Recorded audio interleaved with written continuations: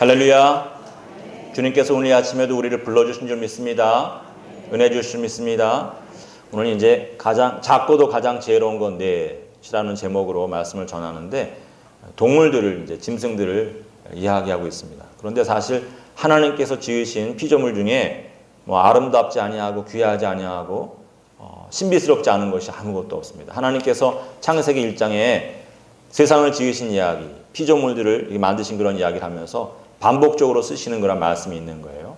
하나님께서 식물을 만드실 때에도 씨 맺는 열매 맺는 그런 씨 가진 열매 맺는 나무를 종류대로 창조하셨다. 씨 맺는 채소를 종류대로 창조하셨다. 세상 모든 식물 가운데 하나님께서 만들지 아니하신 것이 아무것도 없다. 모든 식물이 다 귀하고 아름다운 것이다. 또 동물들도 물속을 다니는 물고기 중에 하나님께서 창조하시지 않은 것이 아무것도 없다. 종류대로 창조하시고, 날개를 가진 것 중에 하나님께 창조하시지 않으신 것이 아무것도 없어서 다 종류대로 창조하시고, 땅에 있는 것도 가축이나 땅에 기는 것이나 또 들에 있는 짐승이나 종류대로 창조하셨다. 모든 것이 다 하나님의 피조물이다. 그런 이야기를 하시는 것입니다. 그리고 그런 이야기 하실 때마다 하나님의 말씀대로 그런 것들이 세상 가운데 창조되어 나왔을 때에 하나님 보시기에 좋았더라. 그렇게 말씀하시는 것입니다. 제가 한번 보여드리겠습니다. 오늘 동물 이야기 넷 하니까 저는 이제 그 이야기 하기 전에 식물 이야기 넷 좀 하려고 하는데, 저희 사택에서 저희 어머님이 키우시는 그런 식물들이에요. 꽃, 화초들인데 저는 그냥 보기만 합니다. 가끔 나가서 보기만 하는데, 저게 뭔지 아시겠습니까? 옥자마. 저희 마당에 피어있는 옥자마인데, 저렇게 빛나는 하얀색 보신 적 있어요? 어디 가면 저렇게 빛나는 하얀색 볼 수 있습니까? 너무나도 저 하얀색이 서기가 어렵다라고 할 정도로 정말 빛이 나요.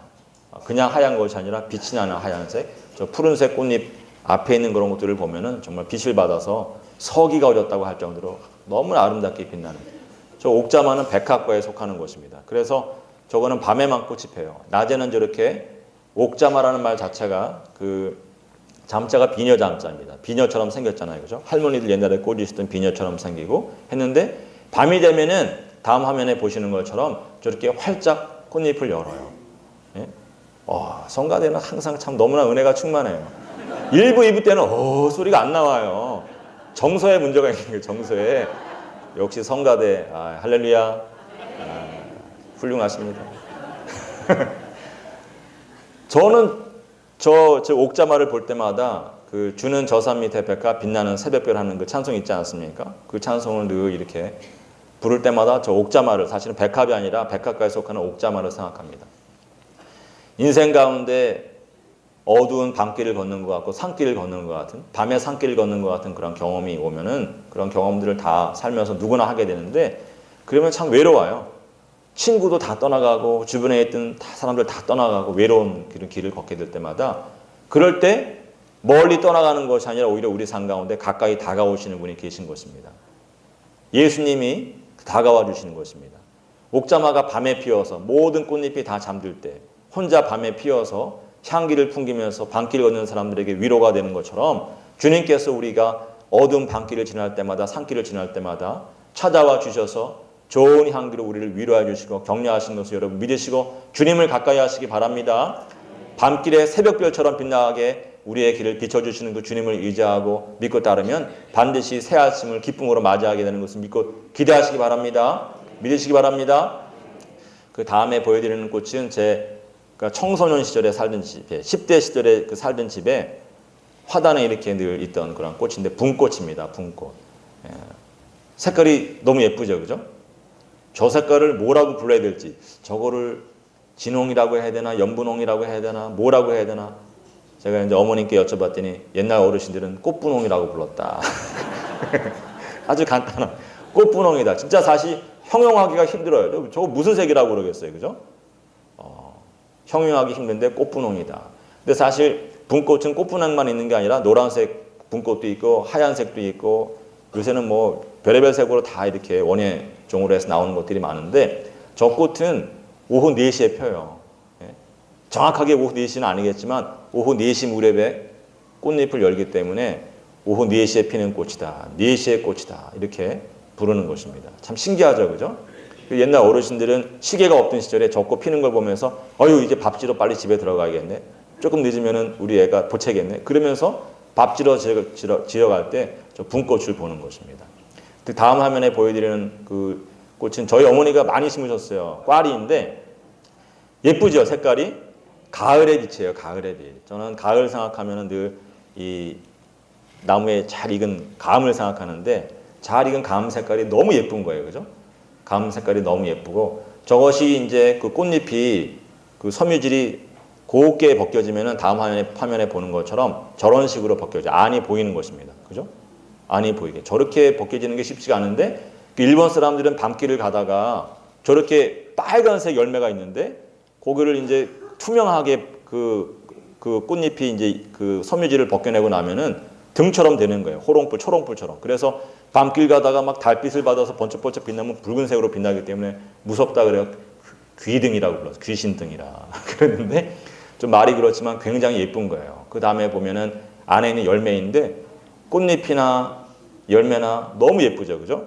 그래서 옛날 우리 조상들이 그림 그리시던 김홍도, 신윤복 이런 분들이 다 이제 그림 그리시는 분들이 그 낙관을 찍지 않습니까? 도장을 찍는데 도장 색깔을 갖다가 뭐 주황 빨간색으로 하는 게 아니라 저 빛깔을 내려고 힘쓰고 애쓰신 거예요. 그래서 제가 옛날에 한번 소개해드린 추성부도, 김홍대 추성부도라고 하는 그림의 제일 오른쪽에 보면은 낙관이 찍혀 있는데 그 낙관 색깔이 한번 다음번에 보시면 비슷합니까? 안 비슷합니까?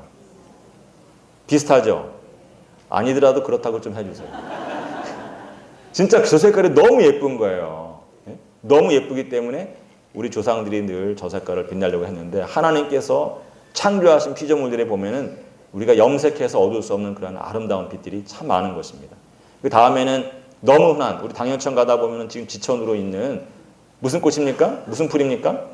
달개비입니다. 달개비. 닭의 장풀이라고 부르는 저 색을 보면은 제 화면으로는 잘 안 보이는데 보라색입니까? 파란색입니까? 파란색 반, 보라색 반. 알 수 없어요. 근데 저 그 달개비 꽃은 꽃잎이 3장이에요. 사실은 파란색이라고도 할 수 있고 보라색이라도 할 수 있는 꽃잎 2장하고 뒤에 작게 있는 하얀색 그 꽃이 3장의 꽃잎을 이루고 저기 암술이 하나, 수술이 6개가 있는데 저기 보면은 2개가 이렇게 쫙 나와 있지 않습니까?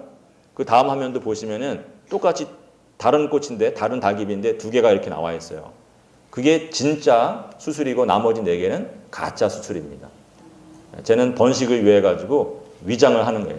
가짜를 만들어서 진짜를 보호하면서 이제 수술을 하는. 종족 번식을 위해 저렇게 작은 식물도 애를 쓰는구나. 살기 위해 저렇게 애를 쓰는구나. 세상에 우리가 가볍게 여기고 하찮게 여길 수 있는 것은 아무것도 없구나 하는 것을 우리가 세상 깨닫게 되는 것인데 저 달개비는 새벽에 저렇게 꽃을 피워요. 새벽에. 그리고 저거 특이한 것이 뭐냐 하면은 저거는 그냥 이렇게 장애물이 없을 때는 앞으로 영역을 막 넓혀가고 옆으로 넓혀가고 그러는데 장애물이 딱 있으면은 넘지는 못하고 위로 키가 이게 쫙 올라갑니다. 그래서 당연천 걷다 보면은 어떤 달개비들은 낮게 깔려 있고 어떤 달개비들은 높게 깔려 있어요. 아, 이게 종자가 다른 게 아니라 환경에 따라서 적응하는구나. 우리도 적응해야 되겠구나. 한 가지를 보더라도 우리가 지혜를 얻어야 되는 것입니다. 여러분 가만히 보면은 저 꽃잎들 색상 하나하나부터 살아가는 방식 하나하나까지 정말 하나님께서 모든 생명체에게 살아가는 그런 능력과 지혜를 주시고 아름다운 옷을 입혀주신 것입니다. 하나님께서 꽃 하나도 저렇게 입히시는데 여러분 사랑하시는 것을 믿으시기 바랍니다. 하나님께서 여러분에게 가장 귀한 옷을 입혀주시고 가장 지혜로운 그런 길을 밝혀주실 것을 여러분 믿고 항상 기도하시기 바랍니다. 저렇게 피조물들이 다 아름답지만 그래도 그 중에 제일 아름다운 것은 사람인 것입니다. 하나님께서 저런 모든 것을 사람의 손에 맡기고 사람은 특별히 하나님의 형상대로 지으신 것입니다. 그래서 우리가 다 작은 것보다는 큰 것을 원하고 가난한 것보다는 부한 것을 원하고 부자를 좋아하고 가난한 사람 별로 좋아하지 아니하고 건강한 사람을 좋아하고 장애가 있는 사람 멀리 하려고 그러지만 하나님 안에서 보면은 모든 생명체가 다 귀하고 아름다운 것입니다. 여러분 오늘 하나님께 작은 것 통해서 이야기하시는 것이 작은 것만 지혜로운 것이 아니라 큰 것도 지혜롭지만 우리가 작은 것을 무시하고 멸시하는 마음이 있기 때문에 작은 것에 주신 지혜를 이야기하시는 것을 깨달으시기 바랍니다. 부한 것만 복이라고 생각하지만 때로는 가난한 것도 복이 되는 거예요. 건강한 것만 복인 것이 아니라 장애가 있는 것도 병이 있는 것도 때로는 복이 되는 것입니다. 왜냐하면 우리가 약해질 때 하나님을 의지하게 되기 때문에 그렇습니다. 제가 아는 권사님 한 분은 사업을 크게 하시던 분이었어요. 아주 여장부 권사님이셨는데 사업을 굉장히 크게 한 부자 권사님인데 손녀가 태어났는데 손녀가 장애가 있는 거예요. 장애가 있어서 너무나 귀한 손녀인데 그 손녀 때문에 사업도 정말 뒤로 하고 손녀만 보살피시는데 처음에는 너무나 많은 슬픔과 괴로움이 있었지만 그러는 와중에 권사님의 고백이 정말 놀라운 신앙의 고백이 이렇게 나오는데 이 아이로 인해서 얼마나 내가 감사한지 모르겠습니다. 그러면서 예전에는 아들 형제 둘이 있었는데 사업하느라고 바빠갖고 아들들하고 얘기도 못하고 늘 사무적으로만 대하다 보니까 아들들하고 사이도 안 좋고 멀리 떨어져 지내고 그랬는데 이 장남이 낳아준 첫 손녀가 이렇게 장애가 있음으로 인하여서 늘 손녀 위해서 기도하고 또 가정을 돌보는 가운데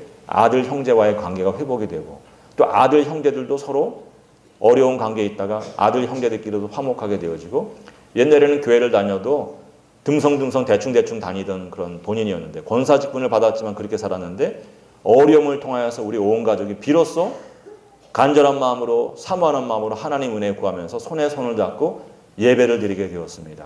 이 아이가 우리에게 너무나 큰 축복입니다. 그렇게 이야기를 하시는 거예요. 여러분 정말 하나님께서 우리에게 하나님 알게 하는 것보다 더 큰 복이 없는 것을 알게 하시기를 믿고 기대합니다. 이 아이도 너무나 저도 그 아이 위해서 기도 참 많이 했는데 사람이 건강한 것이 좋죠. 저도 건강하길 바라지만 또 때로는 송명희 시인 같은 분이 얘기하지 않습니까? 내가 남이 가진 건강 없기 때문에 남이 모르는 건 내가 알게 되었다. 남이 모르는 신령한 기쁨과 하나님을 더 깊이 아는 그런 은혜를 누리게 되었다. 그런 이야기를 하는데 여러분 항상 범사에 만사에 감사하시고 하나님 외에는 복이 없는 것을 깨달으시기 바랍니다. 하나님 가까이 하고 모든 사람을 작으나 크나 부하나 귀하나 가난하나 항상 귀하게 여기고 사랑하는 그런 귀한 주의 자녀들이 되어지기를 주님의 이름으로 믿고 기대하고 축원합니다. 모든 생명체가 하나님께로부터 온 것을 늘 믿고 기대하시기 바랍니다. 귀하게 여기시기 바랍니다. 오늘 하나님께서 그래서 우리에게 지혜를 이야기하시는데 작은 것 통해서 이야기하시는 거예요. 우리가 늘 작은 것 귀하게 여기지 않기 때문에 그래서 작은 것을 통해서 네 가지 그 작은 동물을 이렇게 소개시켜 곤충이라고 할지 짐승이라고 뭐라고 해야 됩니까? 동물을 소개시켜 주시면서 지혜를 배우라고 하는데 첫 번째로 말씀해 주시는 그 곤충이 뭐냐면 그 짐승이 동물이 뭐냐면은 뭡니까? 힘이 없는 종류로 돼 먹을 것을 여름에 준비하는 개미입니다. 개미를 우리에게 소개시켜 주시는 거예요. 사실은 잠언서 30장만이 아니라 잠언서 6장에도 보면 똑같은 이야기, 거의 비슷한 이야기를 하시는데 하나님께서 분명한 지혜를 얘기해 주시는 거예요. 무슨 지혜냐 하면은 미래를 대비하는 그런 지혜인 것입니다. 야, 여름에 먹을 것 많은데 항상 여름인 게 아니야. 가을이 오고 곧 겨울이 와. 먹을 것 구하기 힘든 겨울이 오는 거야. 먹을 것이 많은 좋은 시절 여름에 겨울을 대비하는 것이 지혜다. 사람이 약해서 죽는 게 아니다. 약해서 죽는 것이 아니라 대비하지 않아서 죽는 거야. 강하다고 영원하게 살 수 있는 게 아니야. 힘이 세다고 영원한 것이 아니야. 대비하지 않으면 강한 자도 쓰러지는 거야.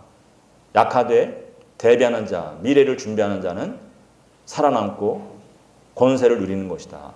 미래를 대비하는 것이 지혜다 하는 것을 우리에게 알려주시는 것입니다. 여러분, 미래를 대비하는 사람은 처음에는 별거 아닌 것 같지만 나중에 10,000가지 복을 누리는 것이고 미래를 대비하지 않으면은 대비하지 않은 만큼만 축나는 것이 아니라 어려움을 당하는 것이 아니라 모든 것을 잃게 되는 그런 일들이 있는 것입니다. 우리가 요즘에 아침에 창세기 읽고 있는데 요셉의 이야기를 통해서 하나님께서 그런 지혜를 주시는 거예요. 야, 네가 요만큼 준비했다고 요만큼 누리는 것이 아니라 이만큼 누리는 것이고 요만큼 준비하진 것으로 요만큼 손해보고 축나는 게 아니라 이만큼 다 잃는 거다. 그걸 요셉을 통해서 가르쳐 주시는 거예요. 여러분, 우리가 너무나 잘 알고 있는 이야기입니다. 요셉을 통해서 하나님께서 가르쳐 주시는 것. 7년 동안 풍년이 있을 것이다. 크나큰 너희가 보지 못한 풍년이 있을 것인데 그러나 기억해라. 그 7년 풍년 뒤에 그 전에 풍년이 있었던 것을 다 까맣게 잊을 너무나도 큰 기근이 있을 것이다. 7년의 기근이 있을 것이다. 말씀해 주시는 것입니다. 그리고 대비하게 하시는데 어떻게 대비하게 하시느냐. 7년 풍년 동안에 5분의 1을 저장하게 하시는 거예요. 5분의 1을 저축하게 하시는 것입니다. 우리 용어로 하면. 여러분 5분의 1이면 20%잖아요. 그죠? 이게 뭐 많다면 많지만 7년의 흉년이 올 것을 대비하는 것으로 보면은 적을 수도 있는 거예요. 그죠? 뭐 그냥 보통 때 20% 저축해라. 그러면 힘들지만 앞으로 7년 동안 땅에 먹을 것이 끊기는 7년이 있을 것인데 그때를 대비하라 그러면 20%는 너무나 작아 보일 수도 있는 것입니다.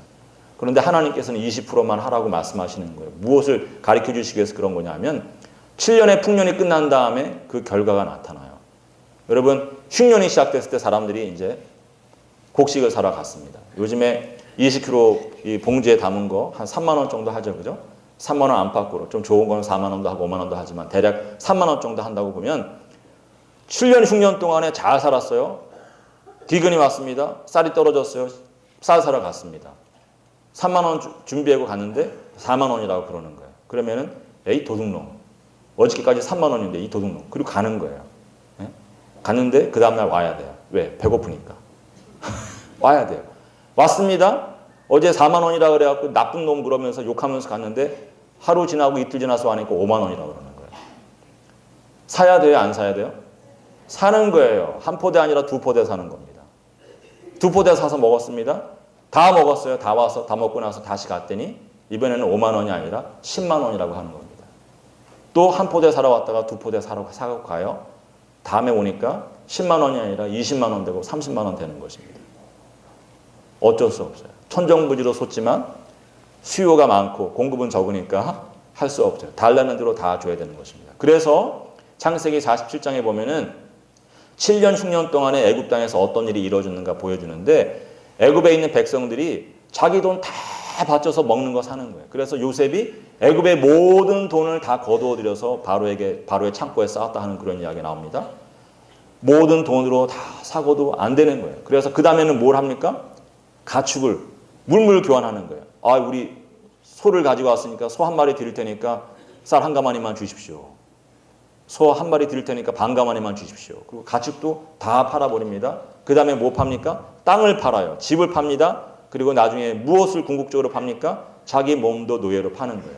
그래서 5분의 1이 얼마도 아닌 거, 얼마 같지도 않은데, 얼마 되지도 않는 것 같은데 5분의 1을 7년 동안 저축한 요셉은 애굽 모든 사람을 자기 종으로 삼고 모든 땅을 자기 땅으로 하고 모든 가축과 모든 돈을 자기 소유로 하는 것입니다. 모든 것을 다 가져요.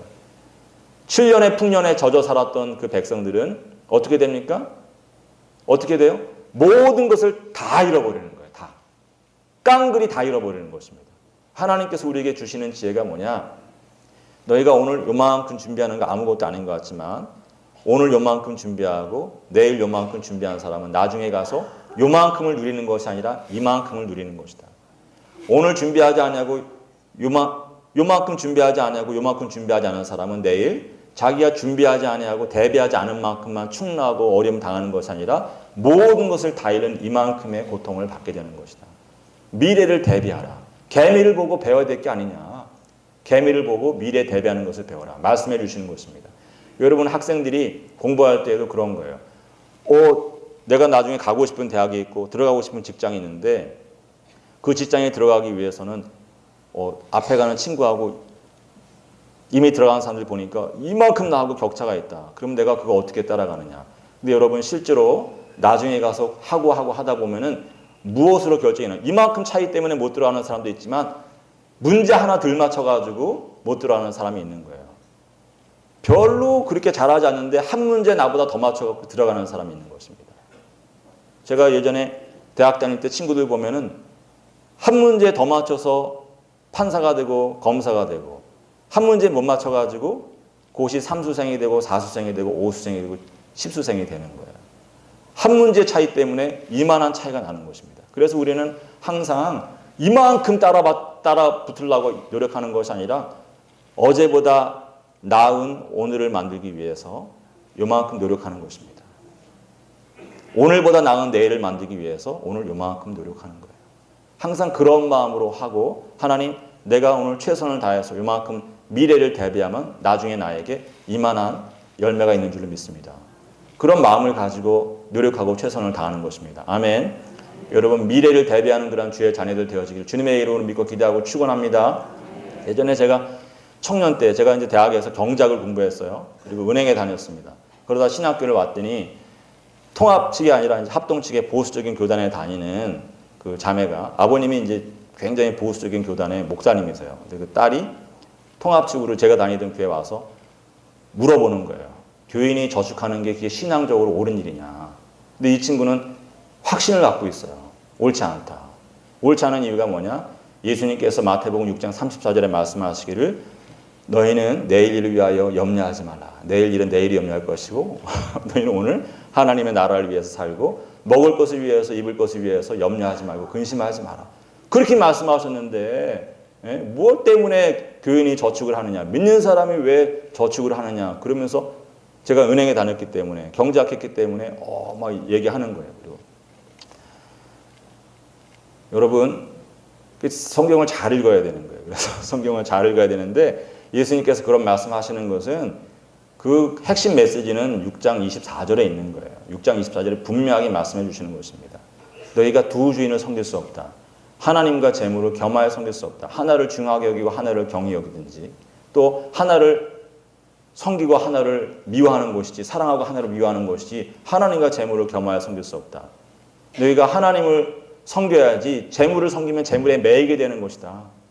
너희 안에 근심하고 걱정하고 염려하는 것은 재물에 매인 것인데 재물의 종이 되었기 때문에 매인 것이다. 재물의 종이 되었기 때문에 매이는 거예요. 종은 매이는 것입니다. 그래서 하나님께서 미래를 대비하지 말라고 오늘 에헤라디아 믿음으로 그리 에헤라디아 부르면서 살라고 하는 것이 아니라 여러분 매인 삶을 살지 말라고 재물에 매이는 삶을 살지 말라고 얘기하신 것이지 미래를 대비하지 않고 오늘 막 살라고 얘기하신 것이 아닌 것입니다. 그래서 개인이 되었든 교회가 되었든 나라가 되었든 미래를 대비하지 아니하는 나라는 그러한 공동체는 나중에 어려움을 당하는 거예요. 개인도 여러분 오늘 결심하시기 바랍니다. 오늘부터 나는 저축하겠다. 그래야 나중에 귀한 일이 있는 거예요. 교회도 마찬가지 나라도. 여러분 우리가 IMF 왜 당했습니까? 우리나라가 못 살아서 당한 게 아니에요. 몇 번 말씀드리지만 관리 부재예요. 관리 부재인데 왜 한국가 부족했기 때문에 온 어려움인 것입니다. 항상 미리미리 미래를 대비하고 늘 관리를 잘하고 저축하고 그래야지 좋은 날이 오는 것이지 그렇지 않으면 반드시 피눈물 흘리게 되는 날이 오는 것입니다. 하나님께서는 너희가 나중에 북한 선교하려고 그러고 너희가 나중에 하나님 나라 위해서 이런 일도 하고 저런 일도 하려고 그러면 준비해야 될 게 아니냐? 어떻게 준비할 것이냐? 미래를 준비하는 인생이 살아야 될 것이 아니냐? 미래를 준비하는 나라가 되고 그런 교회가 되어야 될 것이 아니냐? 오늘 계미를 통해서 말씀하신 것을 여러분 들으시기 바랍니다. 이게 여러분 세상 살이에서만 그런 게 아니라 영적으로도 마찬가지인 것입니다. 영적으로도 하나님께서 우리에게 저축하라고 말씀하시는 것이 있는 거예요. 무엇을 저축합니까? 여러분 모든 교인들의 삶에는 하나님께서 앞에 놓아주신 기도의 항아리가 있는 거예요. 너 이 기도의 항아리 채우고 올라와라. 너 이 금식의 항아리 채우고 올라와라. 너 이 말씀의 항아리 채우고 올라와라. 말씀하시는 항아리 있고 광주리가 있는 것입니다. 채우지 않고는 하늘나라 갈 수가 없어요. 여러분 평소에 좋은 시절에 기도할 수 있을 때 기도하지 않은 사람이 어려움이 오면 기도할 수 있을 것 같습니까? 갑자기 어려우면은 기도하지 않고 지내던 사람이 주의 집에 나와서 주여 주여 그러면서 기도할 수 있을 것 같습니까? 망상이에요. 망상. 기도하는 사람이 기도해온 기도의 분량을 채우며 살아온 사람이 어려운 일 당했을 때 기도하는 것이지 기도하지 않은 사람은 술을 먹고 담배를 피우고 사람들 찾아가서 하소연하다가 눈물 흘리는 일만 경험하게 되는 것입니다. 여러분 하나님께서 성령을 통해서 기도하게 하시는데 성령 하나님은 평소에 자기를 당신을 귀하게 여기는 사람의 삶 가운데 찾아가셔서 도와주시는 분이지 평소에 돌아보지도 않고 있다가 어려울 때 하나님 한번 와봐 주실래요? 이러는 사람에게 가시는 분이 아니에요. 성령 하나님은 우리가 이렇게 막 우리 원하는 때 부를 수 있는 종 같은 분이 아니라 하나님의 한 위인 것을 여러분 기억하시기 바랍니다. 여러분 좋은 시절에 기도할 수 있을 때 무릎 꿇고 기도하시고 여러분 앞에 놓여있는 기도의 항아리에 많은 기도를 저장하고 저축하는 귀한 주의 자녀들이 되어지기를 주님의 이름으로 믿고 기도하고 축원합니다. 말씀의 항아리도 채워야 돼요. 여러분 말씀 항상 읽을 수 있는 것이 아닌 것입니다. 전쟁이 난다고 생각해 보세요. 말씀 읽을 수 있습니까? 성경이 손에 없는 거예요. 말씀 읽고 싶어도 읽지 못합니다. 전쟁 나지 않으면 그러면 뭐 그런 일이 일어나지 않느냐. 눈이 흐려지는 날이 오는 것입니다. 눈이 흐려지는 날이. 눈만 흐려지는 것이 아니라 정신도 흐려지는 날이 오는 거예요. 여러분 제가 참 하나님께서 하시는 일을 다 이해할 수 없는데 제가 정말 이해하기 힘든 것 중에 하나가 뭐냐면은 치매입니다. 치매. 교인들 가정에도 보면은 치매에 있는 분들이 있지 않습니까? 너무 마음이 아픈 거예요. 근데 여러분 생각해 보세요. 여러분이 치매에 걸렸다고 생각해 보세요. 그러면 안 되겠지만 여러분이 치매에 걸렸습니다. 여러분의 자녀들이 어머니, 아버지, 제가 누군지 아시겠어요? 그러는데 야, 너 내 돈 빌려간 거 빨리 갖고 와! 그러면서 욕하고, 예? 야, 이 사기꾼아! 그러면서 악한 말하고, 에헤라디야 유행가 부르고, 예? 그러면 얼마나 자녀들 마음이 아프겠어요. 내가 비록 치매에 걸렸다 할지라도 자녀들이 아버지, 제가 누군지 알아보시겠어요? 얘기할 때 여호와는 나의 목자시니 내게 부족함이 없으리로다. 주는 저 산 밑에 백화 빛나는 새벽별 주님 위에 비길 것이 없다. 그런 찬송이 내 입에 나오면은 네가 내 아들이지 누구냐 얘기 못하더라도 자녀들이 아멘 하면서 마음이 평안하게 되는 것인데 내가 정말 평소에 내 입에 말씀을 붙이지 않고 살아가면 찬송을 붙이지 않고 살아가면은 정말 나도 마음 아프고 자녀들도 마음 아픈 일들이 있는 것입니다. 여러분 평소에 하나님께서 여러분에게 건강 주시고 또 시간 주시고 기회를 주실 때 말씀과 더불어 살아가시기 바랍니다. 기도의 항아리를 채우시고 말씀의 항아리를 채우시기를 주님의 이름으로 믿고 기도하고 축원합니다. 그렇게 미래를 대비하는 주의 자녀들 되어지기를 주님의 이름으로 믿고 기도하고 축원합니다. 둘째로 소개시켜 주시는 그 생물이 뭐냐 하면은 뭡니까? 약한 종류라도 집을 바위 사이에 짓는 사반입니다. 사반이라고 하는 것은 사실은 히브리어 샤판을 그냥 발음 소리 나는 대로 적은 거예요. 이게 무슨 짐승인지 모르니까 옛날 분들이 샤판이 뭐야? 그냥 소리 나는 대로 적자. 그래서 사반이라고 적었는데 요거는 이제 영어 성경이나 이렇게 보게 되면은 하이렉스라고 하는 그런 생물입니다. 그 짐승인데 하이렉스 또는 배저라고 부르는 건데 오늘 말씀에 나오는 것처럼 바위 사이에 집을 짓기 때문에 락 하이렉스 또는 락 배저 이렇게 부르고 우리말로는 바위 너구리 이렇게 요즘에 그렇게 전문가들이 이야기를 해요. 한번 화면으로 보시겠습니다. 실제로 저 바위 너구리 그 사반은 돌 사이에 바위 사이에 집을 지어요. 그래서 밖으로 나갔다가 큰 짐승이 뭐 늑대 같은 것들이 확 달려들면은 잽싸게 다시 자기 집 속으로 바위 속으로 들어가는 것입니다. 흙 속으로 들어가면 부숴버리잖아요. 그죠? 부수고 꺼내서 잡아먹어버리기 때문에 바위 속에 넣고 그래서 어려움 당하면 바위 속에 숨어서 다음 화면에 보는 것처럼 딱 이렇게 갔나? 안나? 보다가 갔다 싶으면 나오는 거예요. 다음 화면에 보는 것처럼 나와가지고 안 보여주십니까? 아 갔구나 그리고서 나와서 돌아다니는 정말 바위 사이에 집을 짓는 토끼와 다람쥐 중간쯤 되는 사이즈와 모양을 지닌 그런 그 생명체가 사반인데 여러분 하나님께서 왜 사반 이야기를 하시는가? 앞에서 미래 대비하는 거, 어려운 날을 대비하는 거 말씀하지 않습니까? 하나님께서 전도서 7장 14절에서 말씀해 주시는 거예요. 형통한 날에는 기뻐하고 공고한 날에는 되돌아보아라. 이 두 가지를 하나님께서 병행하셔서 사람으로 하여금 미래의 일을 능히 예측하지 못하고 알지 못하게 하셨다. 그러면서 뭘 말씀해 주시느냐? 형통한 날과 공고한 날이 번갈아 오는 것이다. 형통하기만 한 인생이 없고 공고하기만 한 인생이 없는 것인데 공고한 날을 대비하는 것이 지혜다. 개미를 보고 그걸 배우라 그렇게 말씀하시는데 인생이 아무리 대비해도 적절하게 대응할 수 없는 일들이 분명하게 있는 것입니다. 이번에 여러분 미국에 태풍 하비가 불어닥치고 어마어마한 어마가 오지 않았습니까? 어마어마한 것이 오니까 집에서 뭐 빗장질 하는 것은 안 되는 거예요.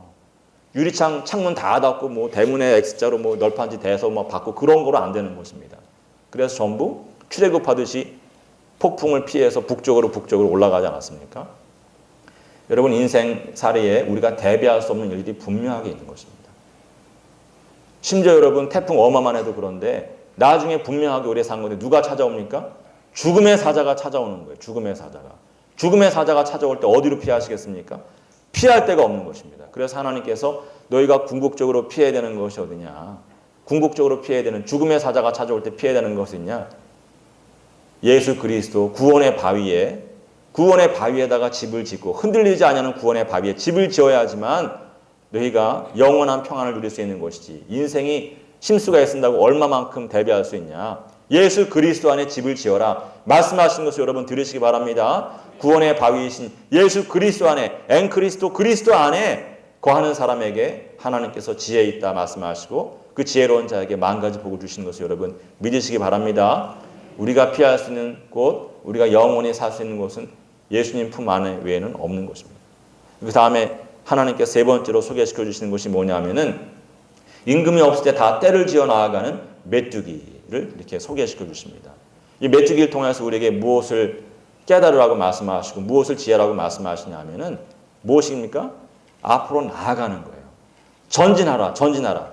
야짜, 이게 와예째라고 하는 그런 접속사에다가 미완료 접속형을 썼는데 야 먹어버리고 앞으로 전진하고 갉아먹을 수 없는 것은 뛰어넘고 날아서 앞으로 전진하는 것입니다. 하나님께서 오늘 메뚜기 때를 통하여서 우리에게 말씀해 주시는 것입니다. 아무것도 너네 앞을 막을 수 없어. 아무것도 막을 수 없어. 두려워하지 말고 앞으로 가. 두려워하지 말고 앞으로 갈지어다. 말씀하신 것을 여러분 들으시기 바랍니다. 앞으로 나아가는 것이 하나님께서 끊임없이 우리에게 가르쳐 주시는 것입니다. 제가 몇 번 소개해드렸지만 에스겔서 46장에 보면은 땅에 있지 않았던 성소에 관해서 하나님께서 에스겔을 통해서 보여주시는 것이 있어요. 에스겔의 환상을 통해서 보여주시고 또 그 성소에서 우리가 어떤 삶을 살아야 되는가, 영적으로 무엇을 깨달아야 되는가 보여주시는데 46장 9절에 보면은 그 성전에 들어가는 사람들, 남쪽 문으로 들어오는 사람들은 북쪽 문으로만 나가고 북쪽 문으로 들어오는 사람은 남쪽 문으로만 나간다. 뒤로 물러서서 북쪽 문으로 들어왔다가 북쪽 문으로 나가거나 동쪽 문이나 서쪽 문으로 새는 일이 안 되는 거예요. 영적으로 옳지 않은 것입니다. 하나님께서는 늘 우리에게 앞으로 전진해라. 앞으로 전진해라. 하나님이 네 뒤에 계신데 앞으로 전진해야지. 뒤로 움찔움찔 물러서지 말고 옆으로 새서 머물러 있지 말고 앞으로 나아갈지어다. 어떤 어려움이 있어도 기도하면서 나아가고 찬송하면서 나아갈지어다. 말씀하시는 것을 여러분 들으시기 바랍니다. 들으시기 바랍니다. 이 우리말 성경에 번역이 잘 되어 있지 않지만 사실은 바이에체, 호체스, 쿨로 이렇게 말씀하면서 이 쿨로라고 하는 것은 다 함께 이런 뜻입니다. 그들 전부가. 그리고 바이에체라고 하는 것은 말씀드린 것처럼 앞으로 나간 뜻인데 여러분 메뚜기 떼가 앞으로 다 나가는 거 그것만 보면은 그 두 단어만 있으면 되는데 중간에 예상치 못한 단어가 하나 있는 거예요. 호체스라고 하는 단어가 분사 형태가 하나 있습니다. 요거는 뿌리가 뭐냐면 카짜찌인데 카짜찌라고 하는 동사는 어떤 동사냐면 나뉜다 그런 뜻이에요. 나누다, 나뉘다 그런 뜻입니다. 참 이게 뜻밖의 단어가 들어와 있는 거예요. 그냥 앞으로 쫙 나가는 것이 아니라 나누면서 나아가는 것을 이야기하는 것입니다. 이게 약간 이상한데 영어 성경에 보면은 그런 표현들이 좀 있는데 저는 제가 이 말이 무슨 말인지 깊이 생각하는 중에 하나님께 저에게 알려주신 게 있어요. 제가 프린스턴에서 공부할 때 어느 날 도서관에서 공부를 하고 이제 차를 타러 주차장으로 가는데 새떼가 날아다니면서 엄청난 새떼가 처음 보는 새떼가 하늘을 덮었어요. 저게 뭐지? 그리고 아무 생각 없이 차로 걸어가다가 하늘에서 똥세례를 받은 적이 있습니다. 하늘에 똥세례를 받았어요. 그래갖고 옷이 다 똥으로 덮여가지고 이제 제가 멀찍이 물러나고 도망가가지고 멀리서 저 괘씸한 저 새떼들 그러면서 이를 갈면서 지켜봤어요. 한참을 지켜봤습니다. 그리고 제가 그때 안 게 있어요. 새떼가 여러분, 새떼가 군무를 춥니다. 군무를 다 이렇게 추는데 움직이는데 가다가 한 무리를 가다가 갈라져 나와요. 슉 하고 한 무리가 갈라져 나와서 또 큰 무리를 짓습니다. 고무 풍선처럼 무리를 짓고 여기서도 한 무리가 지어서 서로 따로따로 무리를 지어서 나가요. 그러나 나중에 가면 다시 큰 무리가 날아가는 쪽으로 이게 합류하는 것입니다. 그러면서 끊임없이 흩어졌다가 다시 큰 무리에 합하고 그러면서 자기들이 가야 될 방향으로 가는 거예요. 여러분 하나님께서 작은 것을 통해서 지혜를 배우라고 하시기 때문에 메뚜기 떼를 이야기하는 것이지 사실은 새도 그렇고 큰 새든 작은 새든 철새들이 다 그렇게 움직입니다. 기러기처럼 항상 이렇게 대오를 지어서 쫙 가는 게 아니라 정말 수천 마리, 수만 마리, 수십만 마리, 수백만 마리의 철새들이 움직일 때 그렇게 가는 거예요. 갈라졌다가 붙고 갈라졌다가 붙고 그러면서 하늘에서 춤을 추면서 가는데 중요한 것은 뭐냐면은 한 방향으로 가는 거예요. 전진하는 것입니다. 자기들이 가야 될 방향을 통해서 가는 거예요. 가는데 자유롭게 가지만 떨어지지 않습니다. 자유롭게 가지만 따라가는 것입니다. 큰 무리가 가는 쪽으로 자기들이 가야 할 방향으로 따라가는 거예요. 이게 여러분 민주주의의 원칙인 것입니다. 장로교는 여기서 나온 거예요. 하나님께서 장로교에 주시는 민주주의 정치 원리가 그런 거예요. 모든 사람이 함께 움직일 수 없어요. 따라가는 것을 배우는 것입니다. 민주시민은 어떤 시민이냐? 장로교 교인은 어떤 교인이냐? 따라가는 거예요. 고집하고 딱 멈춰 있으면 안 돼요. 항상 가야 될 방향으로 큰 무리가 가는 방향으로 가야 될 방향으로 따라가는 것을 배우고 양보하고 따라가는 것을 배우는 것이 그것이 민주시민이고 장로교 교인이고 하나님께서 오늘 우리에게 주시는 지혜인 것입니다. 아멘. 여러분, 이게 오늘 보면 임금이 없을 때 그런 말이 붙어 있어요. 임금이 없을 때. 임금이 없을 때 무리를 지어서 때로는 자유롭게 날아다니지만 그러나 따라가는 그런 메뚜기 떼를 통해서 배우라 말씀하시면서, 야, 지도자 없다고, 하나님이 너희의 지도자인데 지도자 없다고 우왕좌왕하지 말고 너희들이 가야 될 방향 내가 이미 알려줬어. 어떤 방향으로 가야 될지 알려줬는데 그 방향으로 따라가야 되는 거야. 따라가야 되는 거야. 머물러 있고 뒤로 물러서면 안 돼. 하나님께서 말씀해 주시는 것입니다. 아멘. 여러분, 이게 영적으로도 그래요. 영적으로도 항상 사람이 앞으로 가고 따라가는 것을 배워야 됩니다. 그래서 내가 교회 생활을 100년을 해도 내가 교회 생활을 잘하고 있는지 못하고 있는지 알려고 하면은 내 마음 가운데 멘토가 있는지 봐야 돼요. 예? 자기 혼자, 여러분 양들이, 유대 광야에 가면 양들이 있습니다. 그 양들이 20년, 30년 동안 끊임없이 유대 광야로 나와서 똑같은 길을 밟지만 나 혼자 갈 수 있어. 그런 양은 죽는 거예요. 죽는 것입니다. 30년을 유대 광야를 다녀도 목자 뒤를 따라가는 거예요. 그래야 사는 것입니다. 교인도 100년을 교회를 다녀도 반드시 자기 마음 가운데 따라가는 마음이 있어야 돼요. 하나님께서 여러분 마음 가운데 뭐 부서에 있으면 부서, 어린 전도사님이라도 따라가야지 살아가는 것입니다. 주의 종이 마음에 안 들어도 따라가야 사는 거예요. 셀 리더를 따라가야 사는 것입니다. 나 혼자 갈 수 있어. 자기가 양인데 양인 것처럼 생각하지 않으면 그건 교만한 거예요. 저도 목사이지만, 제가 여러분과의 관계에서는 목자이지만 저도 하나님 앞에서는 양이기 때문에 저도 제가 늘 생각하는 목자가 있는 거예요.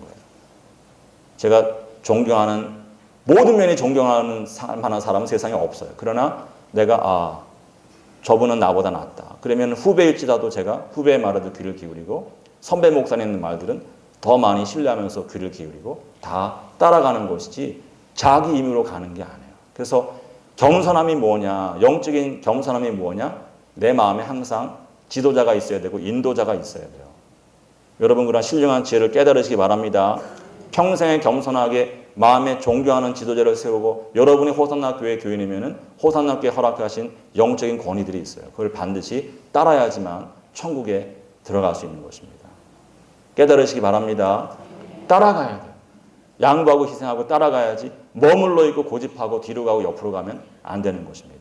하나님께서 마지막으로 우리에게 무엇을 소개시켜 주시느냐? 마지막으로 도마뱀을 소개시켜 주세요. 손에 잡힐 만하여도 왕궁에 있는 도마뱀이다. 배워라. 뭘 배웁니까? 여러분, 도마뱀이 저는 징그러워서 잘 가까이 안 하지만 도마뱀에도 귀여운 게 있는 거예요. 예쁜 게. 그래서 이거 우리 아들한테 잡아주면 좋겠는데 싶은 것이 있어서 손가락만한 것들이 있습니다. 잡으려고 그러는데 이 도마뱀이 왕궁으로 도망가 버리면 잡을 수 있습니까? 없습니까? 없어요. 왕궁에 들어갈 수 없습니다. 하나님께서 왜 이 말씀을 주시느냐? 야, 내가 지금 처음부터 끝까지 너희에게 공고한 날을, 미래를 대비하는 것에 대해서 말해주고 있는데 세상 가운데 나가면 항상 너희를 잡으려고 하는 영적인 어둠의 세력이 있는 것이다. 마귀가 너희를 잡으려고 하는 것이다. 베드로를 통해서 말씀해 주시는 것처럼, 성경 이곳저곳 통해서 말씀해 주시는 것처럼 항상 마귀가 너희를 잡으려고 하는데 너희가 잡히지 아니하고 평안한 인생을 이 땅에 살고 나중에 하나님 나라 들어가려고 그러면 어디로 가야겠냐? 어디에 너의 거처를 정해야 되겠느냐? 하나님의 품에 저 거처를 정해야 되는 것입니다. 하나님의 몸이, 예수 그리스도의 몸인 교회의 거처를 정하는 사람이 마귀에게 잡히지 아니하고 하나님께 주시는 은혜를 받고 능력을 받아서 세상 가운데 잠깐 나갈 때도 능력 있게 살아가는 것입니다. 여러분, 하나님의 품에 안기기를 힘쓰는 주의 자녀들 되어지기를 주님의 이름으로 믿고 기도하고 축원합니다.